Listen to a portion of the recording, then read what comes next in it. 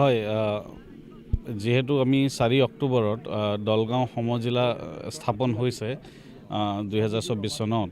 তাৰপিছত আমি যিমানখিনি আগতে জিলা পৰ্যায়ত কাৰ্যসূচী লৈছিলোঁ, স্পেচিয়েলি আমাৰ যিমান ৰাষ্ট্ৰীয় দিৱসবিলাক আছে, সেই প্ৰস্তুতিখিনি বা সেই দিৱসখিনি উদযাপন কৰিবলৈ সমজিলাই জিলাভিত্তিক যেনেকৈ প্ৰস্তুতি চলাইছিলে, তেনেকেই আমি ইয়াতো উদযাপন কৰিব লাগিব বুলি এটা চৰকাৰী নিৰ্দেশনা আছে।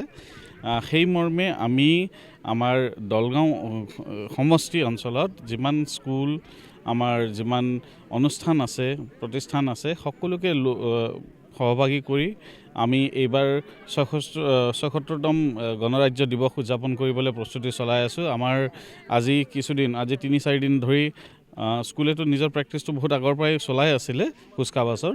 আমি আজি ৩-৪ দিন ধৰি স্কুলীয়া ছাত্ৰ ছাত্ৰী যিমান আছে, যোনে অংশগ্ৰহণ কৰিব বিচাৰিছে কুচকাৱাজত, তেওঁলোকে দল হিচাপে আহি পেলাই আমাৰ এই দলগাঁও টাউন ফিল্ডত প্ৰেক্টিছ কৰি আছে আৰু খুব ধুনীয়া প্ৰেক্টিছ এটা হৈ আছে। আমাৰ মানে যিমান অংশগ্ৰহণকাৰী দল আৰু যিমান ছাত্ৰ ছাত্ৰী ইয়াতে অংশগ্ৰহণ কৰিছে, সেই দেখি পেলাই আমি উৎফুল্লিত।